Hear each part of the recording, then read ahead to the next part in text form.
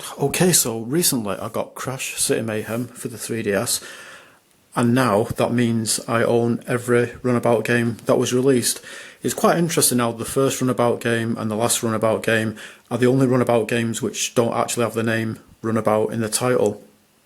Unfortunately, the developers, Climax Entertainment, they went out of business a few years ago, so we'll never see a Runabout game again. But I'm just so happy that we've at least got 5 different Runabout games.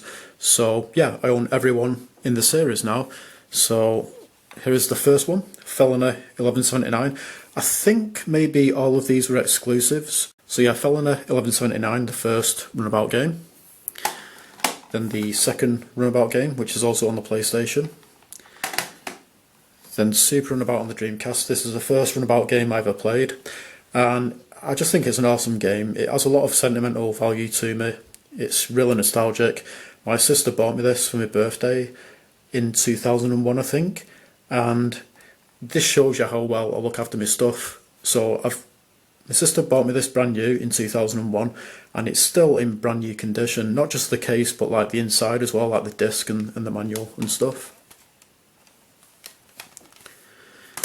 Then we've got Super Runabout on the Dreamcast again, but it's the Japanese version. I got it just for the small differences between this version and the PAL version. Then there's Runabout 3 on the PlayStation 2.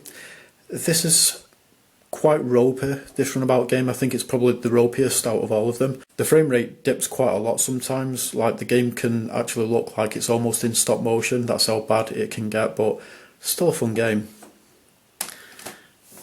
And then we have Crash City Mayhem for the 3DS, which is the last Runabout game that was made. And I'm actually going to talk about this game. So it's what I've been playing recently. Leave those there.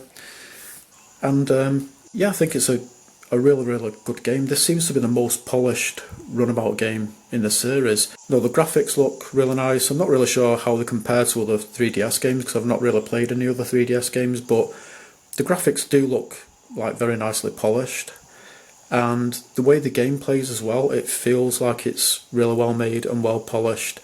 I love the handling of the vehicles and stuff.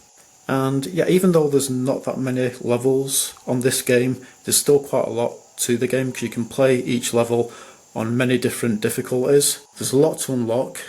Strangely, this is kind of turning into a review. I would have rather have saved this for a review, so I'll try and keep it short. But yeah, the strange thing about this is that in the manual and in the you can read the manual on the 3DS as well.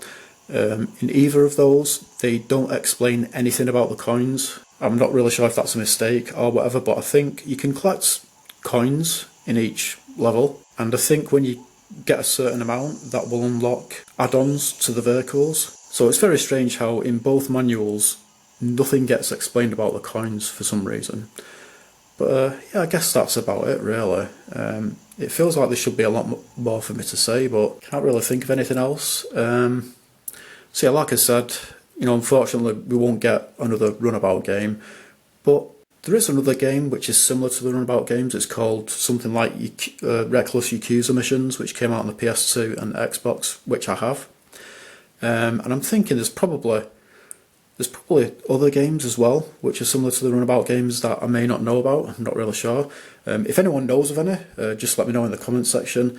And yeah, I just feel real happy to own every Runabout game in the series now. So yeah, that's pretty much it. Alright, so I thought I'd give an update on my 3DS XL, which I've had for a while now, and add it onto the video. So basically all I've been doing with this is playing Crash City Mayhem on it, and sometimes I'll use the 3D feature, sometimes I won't. I've not really done anything else on this, but I'm really pleased with this so far.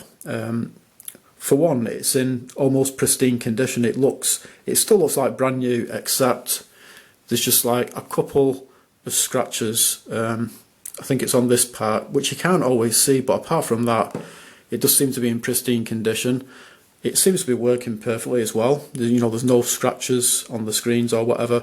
So I'm really pleased about that, because it cost me quite a bit of money, and usually I'm unlucky with second-hand electronics. So yeah, I've been really enjoying playing this game on it, and I just think the 3D is absolutely crazy because it's just the screen that's doing it on its own. You know, I don't have to wear any glasses or whatever, and I'll be thinking, how on earth can just a screen on its own do that without me having to wear any like 3D glasses or whatever. I did watch a video yesterday about it which explains how it works, and it's crazy just how 3D things can get. Like when I've got it not even turned up all the way, and I'm like driving through garbage and like cardboard boxes and they're flying at the screen, they actually look like they're coming out of the screen and actually like hitting my eye, like literally. It's just absolutely crazy. So yeah, I guess that is pretty much it. Thanks for watching.